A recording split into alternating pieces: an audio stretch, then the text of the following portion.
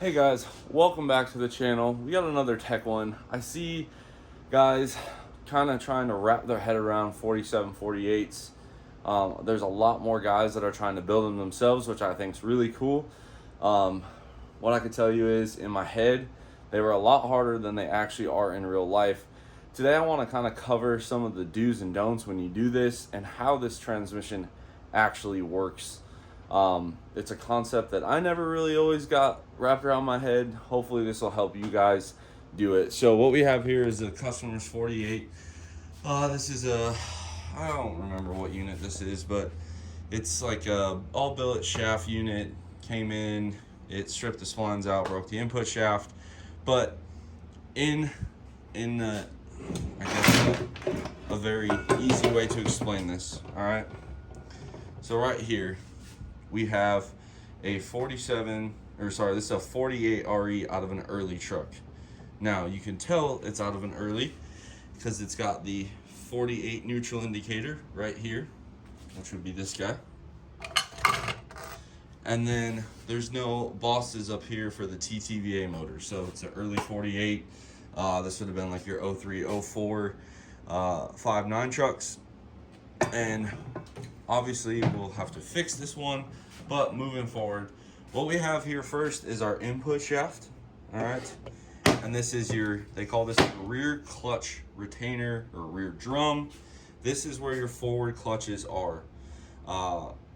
They also are referred to rear clutches, and the reason why is this drum sits on top of this one. So this would be your rearward clutch, and this would be your forward clutch. Now I refer to them as forward clutch, direct clutch, just the way my brain works. I don't like calling this a forward and this a forward. It just never makes sense to me. So this is your forward clutch stack. Right here you have your Belleville spring. Now there are several different styles. You have your early 47 RH Belleville spring. You have your late 47, 48 Belleville spring. And then, as seen over here, we have these Go-Rend billet based on a 47 RE, 48 RE style. Now, on this, your forward clutch gets applied. Forward piston applies off of this and applies these clutches. Now, for second gear, you have this second gear servo. This is like a Sonics one. TCS makes them, China makes them, I'm sure. But what happens is fluid fills up this passage, kicks this lever out, and this lever pinches on the anchor and strut. And what's happening is this band applies to the outside of this drum here, like so. It stops this drum from moving. It lets power go through the planetary gear sets. All right. Now, from there, you have direct or third gear. Third gear is applied when this piston right here pushes out against this clutch stack here. And then you have third gear. Now, for overdrive, what happens is, give me a sec here. Let's get all this shifted over. When overdrive is applied, you have this piston that comes out like this, which is right here, and it applies on this hub, and this hub has the overdrive brakes right here. And the overdrive brakes are what allow it, working in conjunction with the applies, which are inside here, to achieve overdrive, which in this case is a 69 final drive ratio, excuse me. So, first gear, forwards are on, nothing else is on. Second gear, forward is on, band is applied.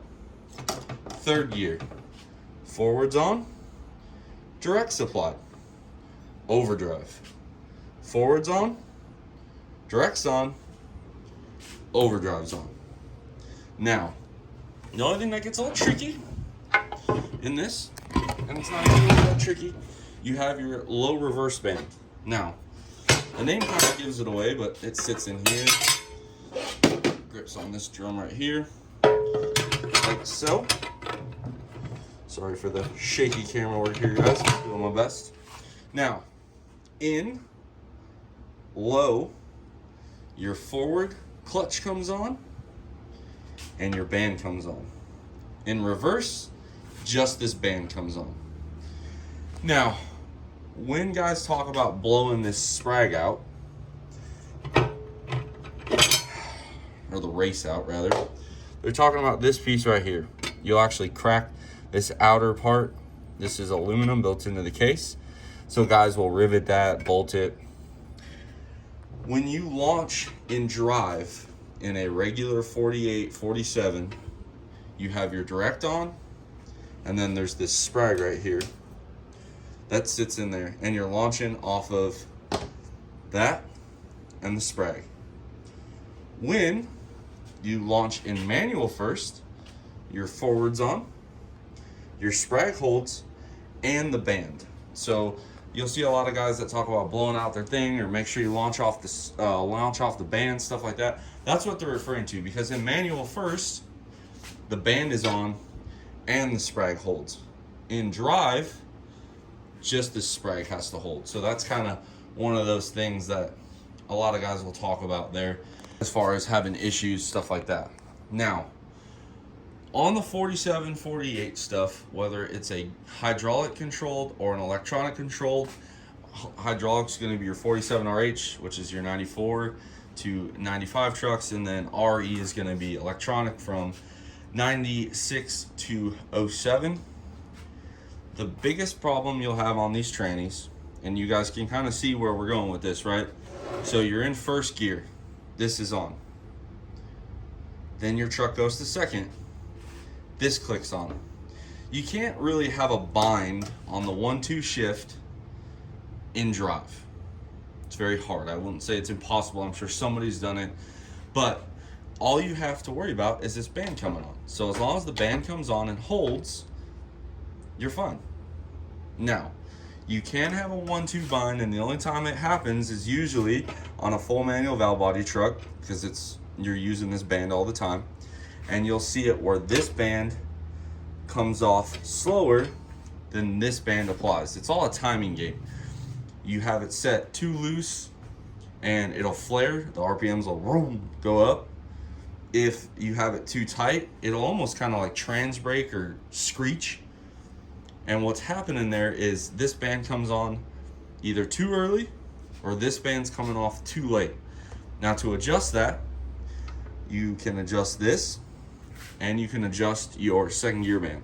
Now, you can't get too carried away, because the second gear band also has to come off fast enough to not get beat by the direct drum. Now, back to the 1-2, that's really it. Now, to kind of play around with the 1-2 shift, really it boils down to this servo. There's, like I said, there's many different ones. The super servo I try to stay away from. It can cause some issues. And then you also have this lever here. Now, to my knowledge, I have seen 5.0, which is 48 stock. I've seen 4.4. I've seen 4.2. And just recently I saw a 3.8 come in here. Now, depending on which one you have, it depends on the valve body. It depends on the clutch clearance. It depends on how many springs are in this retainer here. There's a lot of factors. But what it boils down to is whatever your transmission builder provides for your build, stick with it. If he gives you a TCS servo and a 4.2 lever, run that. Don't be piecing this stuff together if you don't know what you're doing. I find that the TCS servo, I don't know if I have one, TCS servo with a 4.2 lever on a flex band with a stock spring count, which would be 3 skip 2, 3 skip 2, 3 skip 2, works really, really well. Now, this particular transmission has a 3.8 lever, I believe, a sonic servo, and then on here it's 4 springs skip 1. Now, I know who built this trans, and it doesn't really matter. but I know that they know what they're doing. The transmission damage was not caused by bad shifting or anything like that. So I'm going to put it back together the way they had it, with their clutch clearances and stuff like that. That way I can ensure that this customer's transmission got refreshed by us, fixed by us, but it's going to shift like it did when they bought it with this full manual valve body here. As much as I'd love to tell you guys every way I build a 4748 is perfect, that's not always true. Some guys like it some way, some guys like it a different way. And the cool part is being a shop where we're at, a lot of guys will buy name brand transmissions and then they tear up, which is normal. A lot of times it's usually owner error. I'm not going to speak to this one, but I kind of know, I think what happened. But anyway, and then I get to fix it and I get to take them apart and see what different guys do. It's kind of cool. So far, I haven't really seen anything that makes me want to change the way I do it, but it is kind of cool to see different builders' mindsets when they go through, now that I understand how all this stuff works. Moving on to your 2-3 gear change, arguably the most detrimental to the 48, 47. This band is on, you're in second. Now, to get to third, the clutches inside this drum come on, and this band has to release. Now, do you guys see the issue with that? These come on, this has to come off. So generally what will happen is you'll either have what's called a 2-3 bind or a 2-3 flare. A 2-3 bind is when the band stays on and these clutches are on. Now I don't want to be belittle anybody, but if you can't see what's going to win that battle, there's not a lot of help for you. This band is not holding against, where are we at here? 6 frictions with this big piston. It's not winning that battle. So what generally happens, you'll scorch the band, scorch the band, scorch the band, and all of a sudden it'll probably go away, and then these rivets that you can see on this band here will start to dig into the drum until it's toast. Kind of like that one right there. See the heat? That's what happens on a 2-3 bind.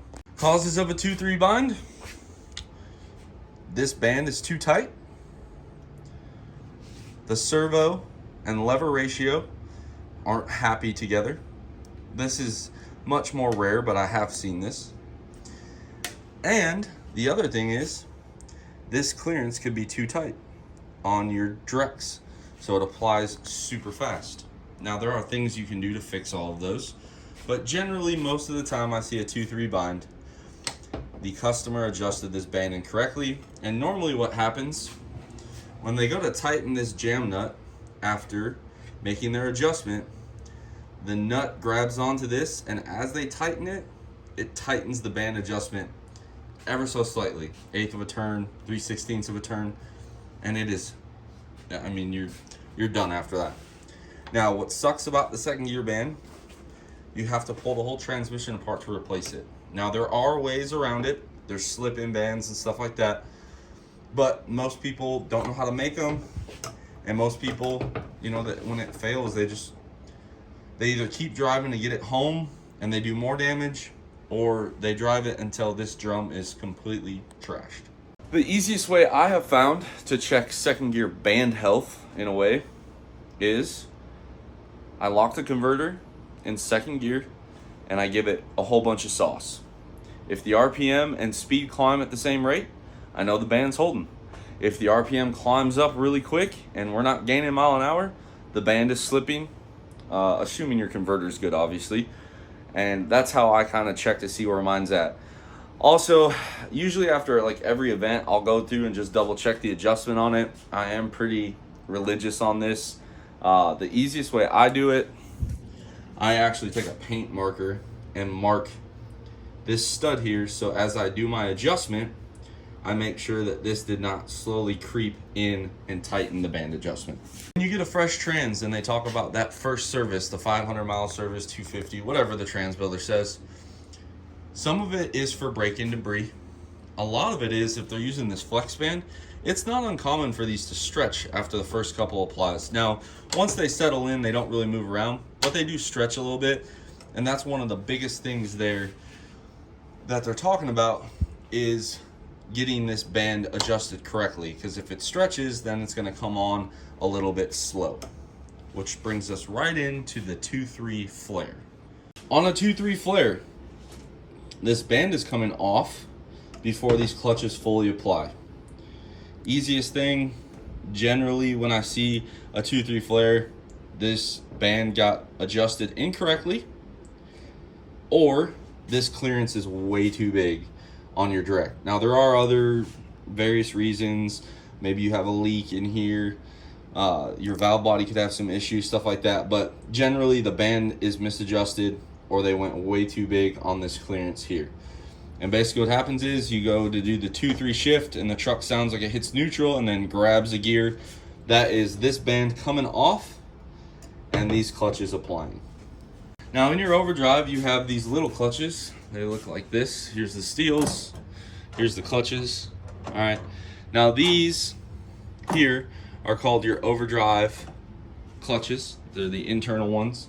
They're inside this, and they have a 800-pound spring pressing on them all the time.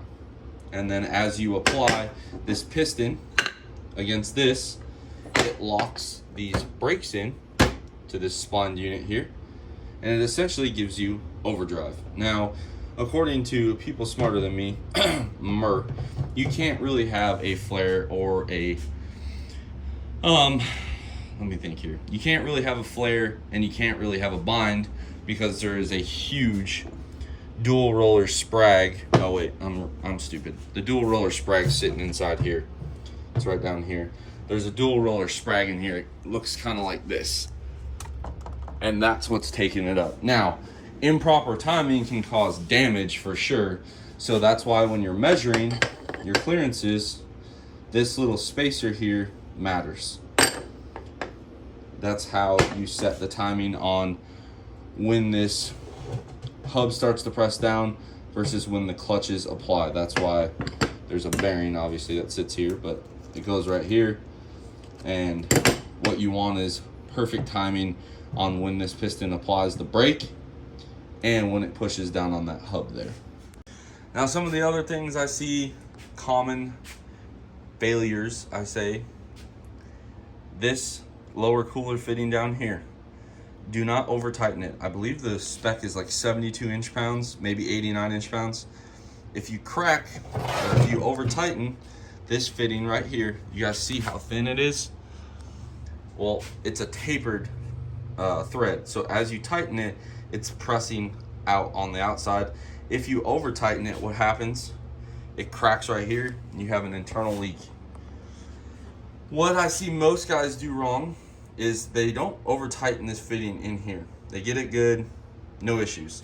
Then they go to tighten their transmission cooler line, and as they tighten it, it starts to bottom out here on the flare, and then it'll keep threading in, and that's when they crack it. So always use a backing wrench. This one, same thing, use a backing wrench. Less common to crack, but I'm sure if you Hercules it, you could. And then we'll touch on shafts. This is a standard 23 spline. Just by looking at it here, it's a one piece, so this is probably a Sonic's input shaft. If you look at, this is your OEM one here, but you see how there's splines there? That would be considered a two-piece shaft if this was billet. This is also a 23 spline. And I always see guys asking, is my input billet? Is it billet? Is it billet?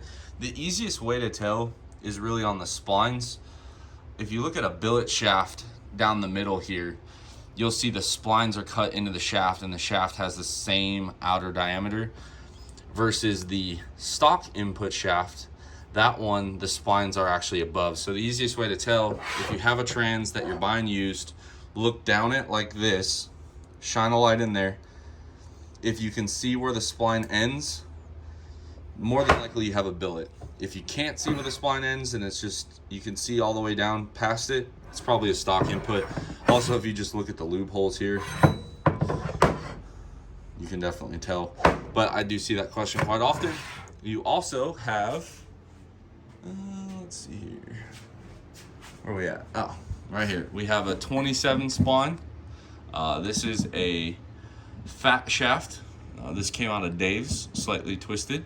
Again, it's a two-piece shaft. You guys can see the splines there into the hub. And the reason why they do this is it's cheaper to make. On your output shaft, you have your regular 23 spline right here. And then if you look behind it, see the difference there? That's your 29 spline fat output right there. TCS, a bunch of different companies make it, but those are your two different shafts. Generally on a 4th gen like this one that had a 68, you're gonna see a fat output shaft regardless, because the input to the converter, or sorry, to the transfer case is going to be 29 spline, and that's where this came from, is off the 68. When you guys retrofit your transfer cases, either that or a G56 truck, is they normally run the larger output shaft, which is right here. What you have before you is the 3 different styles of intermediates that I see most commonly used. This middle one here is going to be your factory intermediate shaft. Now the easiest way to tell is there's no part number on it, right? And if you go spin this one, it's a TCS, there's a part number right here stamped in it. And then the other kind of subtle differences is just how the splines are. You guys kind of see how these are a little bit more refined. There's also not this machining marks left here.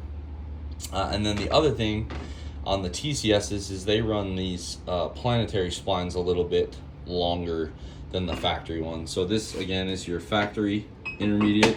This is going to be the TCS, and then over here is the Sonics. Now if you start looking at these, you guys see all the different lube hole sizes and stuff. Now down here, this is going into your Overdrive, and you can see that the Sonics one has a much larger orifice, only one. And then you look over here, this is also going to be in the Overdrive section, a little bit bigger. The one thing I do like about the TCS versus the Sonics is TCS staggers these holes. They're 180 out. Sonics lines them all up.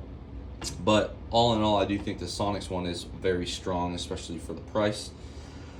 Over here you have this is where it runs through your Overdrive piston support, which is this piece right here.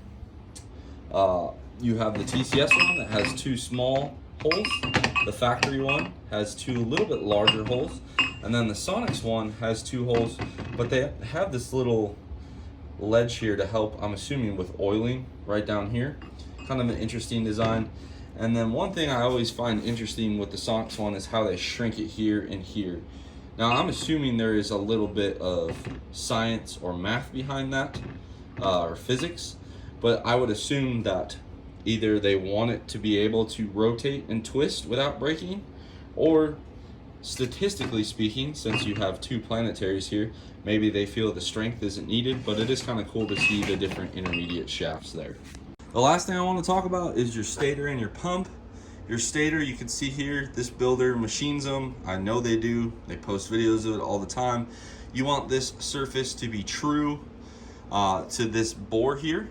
And the reason why that's important is it is essentially creating a seal for this gear and rotor style pump right here. Now this is a 48 pump. You can count the lobes on it, or the easiest way, flip it over. You see this part number here? That's a 48 pump.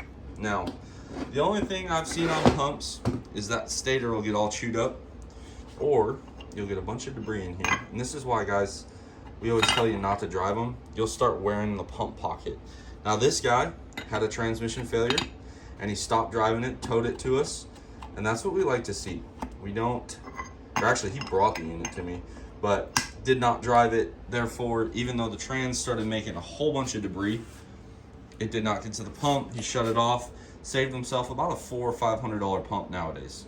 Now guys, we scratched the surface on 47, 48 stuff, but I see these questions a lot in the forums. I see you guys ask them.